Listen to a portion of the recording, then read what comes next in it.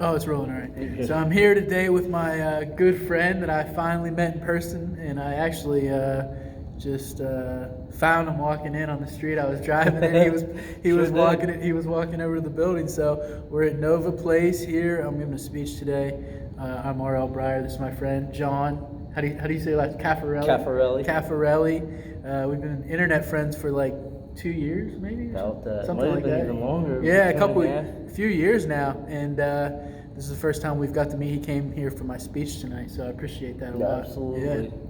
Yeah. We're in downtown Pittsburgh today, and we're gonna do a quick little video here before the speech about crypto and some other stuff here in the blockchain space.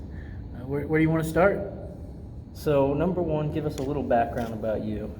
Just what got you into cryptocurrency, blockchain, mostly blockchain, because we all know it's the technology that matters most. Right.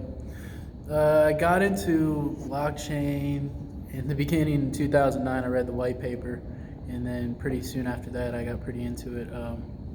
I came across the white paper online, or I came across a Bitcoin article, and then almost immediately read the white paper, and that led me to, do more research about it. Everybody gets kind of the Bitcoin bug. Yeah. And we all have kind of an interesting story about it and how we got into it. And then I was when I read the white paper, I was really interested in it from like the economics side of it. I didn't have a big tech background or anything at that point. So I read that and thought, wow, this is really interesting. Money that runs on a blockchain. I didn't really know what a blockchain was yet. Nobody did. It was a brand new concept. So, but I thought maybe this could work, and then I got really into Ron Paul and Austrian economics. He led me to Austrian economics, and that led me back to really being interested, like consuming my life basically for the last decade. I've been pretty into Bitcoin and cryptocurrencies and blockchain since then. And now you're here at Nova Place and you're going to speak. Yeah, now I'm giving my first speech tonight, which I'm pretty excited to give. What about you? How did you get into it? Well, I was deployed in, we'll just say the Middle East, and one of my friends, he's like a second father to me. His father had told me about Bitcoin, and he had told me about one of those, what was it, One Tech or iTech or something, US iTech. No, but this was back when it first came out. Nobody really knew about it. So Right. I'm looking at it. I said, all right, yeah. So we went in on that, and then invested in that. And I said, all right, Bitcoin. Then I found Bitcoin. Then I saw Litecoin. I started doing research on it. And then I learned about the blockchain. I started reading on it. It just interested me, the technology. And so then now it's funny because he'll tell me, I'll tell him things, and then he'll come back to me and say, I started you with this. How do you know so much more than me?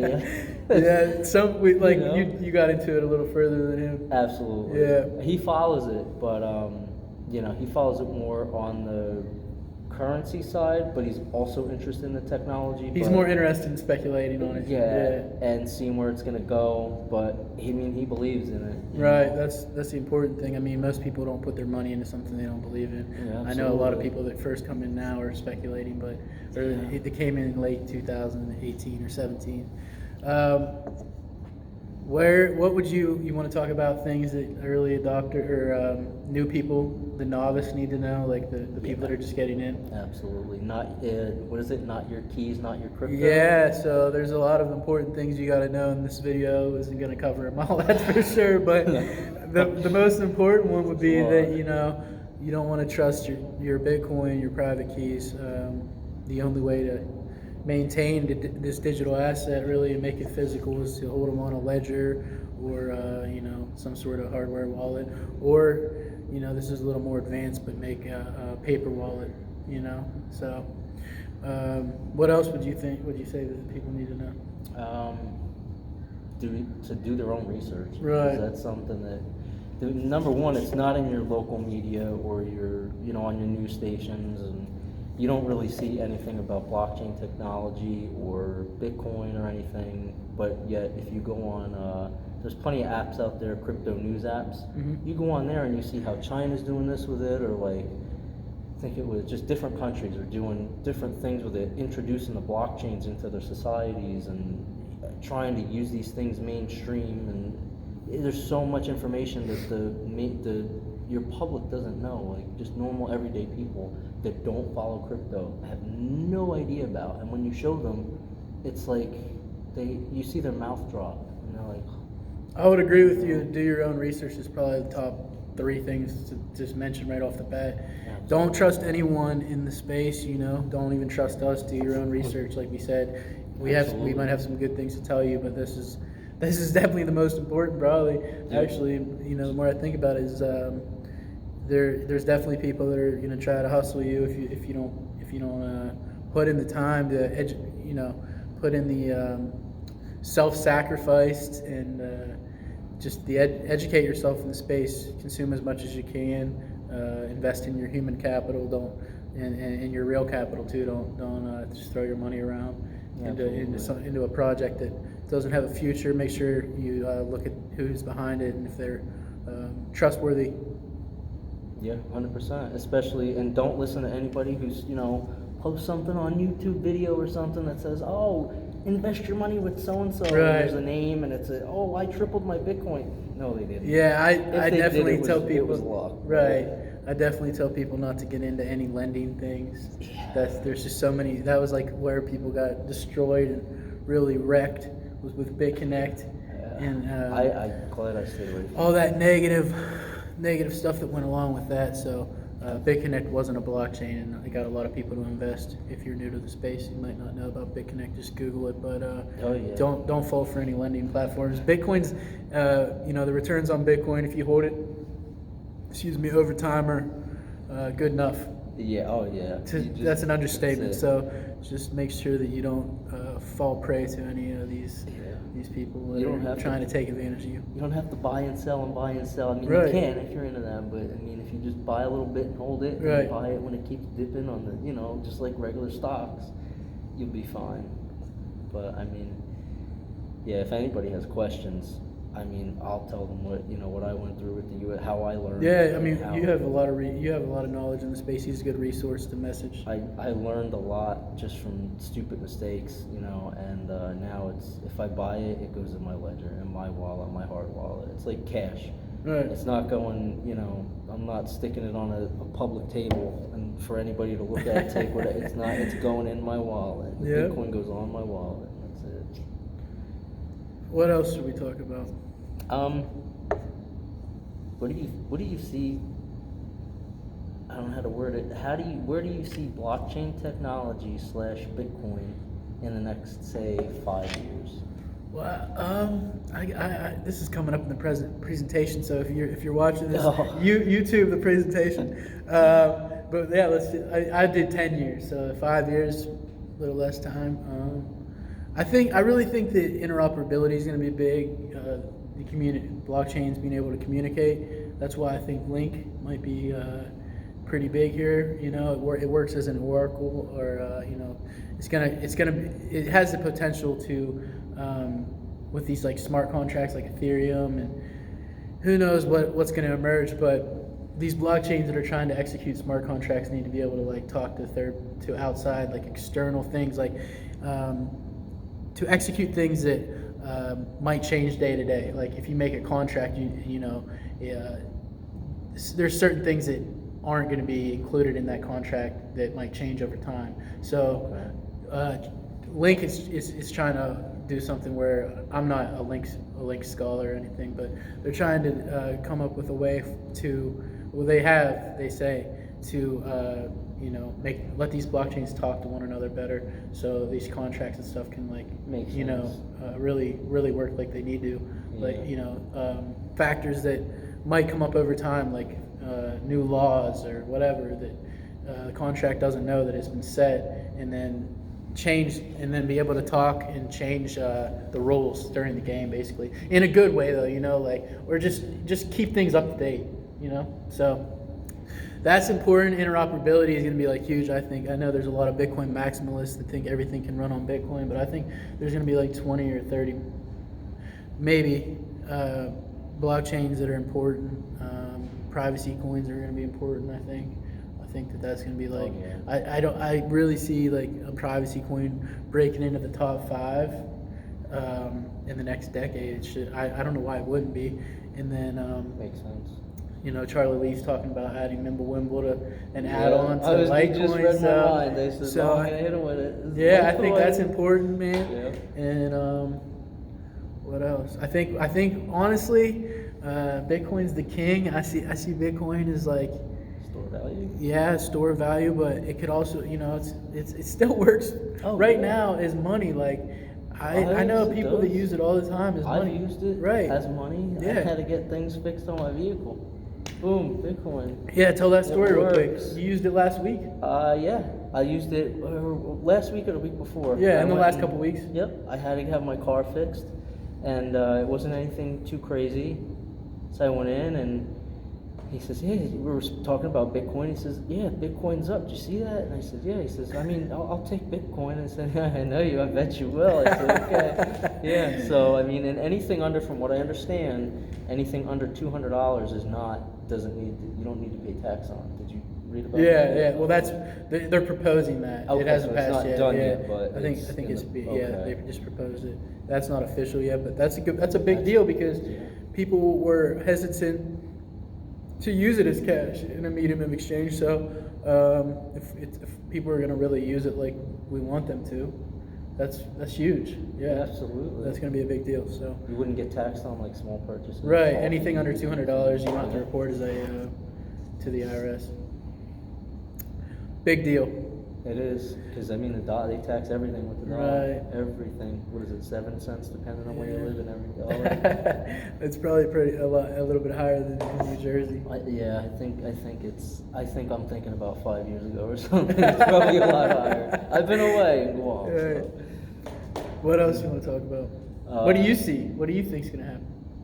I think the blockchain technology is going to have something to do with like artificial intelligence and just different types of. I mean, we've all seen the things in the kitchen. You see have you seen that yet? Are you just talking about like? Oh man, this is gonna get weird. It's gonna get weird. Yeah. Like eventually, you know, if you go to a restaurant, AI you see and stuff. AI stuff like that. But I think that you'll pay with Bitcoin or cryptocurrency through that. I think eventually. I mean, I know there's restaurants out there, I believe, maybe in New York that have things like that, but I mean, eventually, I think everything is going to switch over to using blockchain technology. I mean, why wouldn't you? And cryptocurrency is a means of paying people and a means of transacting in everyday life. Right. But when? That's the question. So I do see it as being a really good thing, but it's just. I can see it happening. I know it's gonna happen. I just have that feeling. It's just like patience. Yeah, exactly. You know? And I like to say, there's like that, like you just said, it's a good thing, but it can also be used for evil if people aren't right. So, or vigilant. Yes. So we got to be vigilant and make sure we stay in the decentralized stuff and not let governments co-opt it and just convince you that their blockchain, government chain is like, So I think that I wrote about that in my books too. That there's going to be a lot of people that try to, a lot of governments are going to try to put their own chains out there, and then that say that this is a blockchain when in reality it's not even a blockchain. Yeah, though. There's always. We already saw that with Venezuela in the petro. Yes, I was actually reading about that the other day. That was pretty wild. So that's going to be important. There's a spectrum of centralization and decentralization, like in everything we basically, and then within that there's like another spectrum. But like the internet has a spectrum, and then blockchain has a spectrum, in my opinion. So YouTube is more decentralized than cable TV. Okay, and then you go inside the internet, and there's the blockchain realm. This is the way I see it. And then on that realm, there's like Bitcoin, and then there's Ripple. Is that they're completely completely different sides of the paradigm. Absolutely, right? Decentralization and centralization. Yeah, so I think that's you kind of like into the rabbit hole there, but. It's important to realize the differences. And I have a question for you. Yeah. What do you think? What is your what's your view on what everybody will be getting paid in, or, I mean, there's no way to know, but what's your thoughts? Like, do you see it eventually being, you know, All crypto? Or I don't want to say tokens because everybody probably get paid in crypto, I'd imagine. Yeah. I mean, there's a difference too, and you can look that up. Yeah. I don't know if there'll ever be a day when everyone accepts Bitcoin as payment for salary. I know there's a lot of people already that do, though. So we're definitely going to see more people onboarding and more people want to pay in Bitcoin. I use Bitcoin as the standard because Everybody knows. yeah, and it really is the standard, you know. It's the gold standard. It is. So of digital currencies. So I think I think that just there's going to be more and more people get into this space. I think that we're going to see like a $2 trillion market cap here pretty soon. I could see it maybe happening this run in the next 2 or 3 years, and then we'll see that 90% drawback bear market again. Brutal winter that takes the same amount, 2 or 3 years.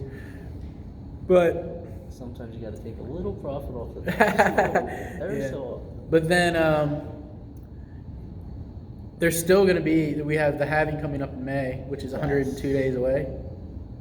And then we have another halving this decade, and then another halving this decade. So we're going to go from 1,800 to 900 to 450 Bitcoin a day only created in this decade. So that's pretty. Yeah, that's pretty. I've seen that. You always know like when they have. If I didn't think of it in the next 10 years, yeah, we're man, gonna be looking at a pretty expensive Bitcoin. Right. So that the scarcity model that Satoshi, the inflation model that he came up with, was pretty damn brilliant. So it's like, absolutely, it's going to change the world. I think a lot of people are going to be surprised, and everybody who doesn't really believe in it or they're skeptical, right? They're going to be,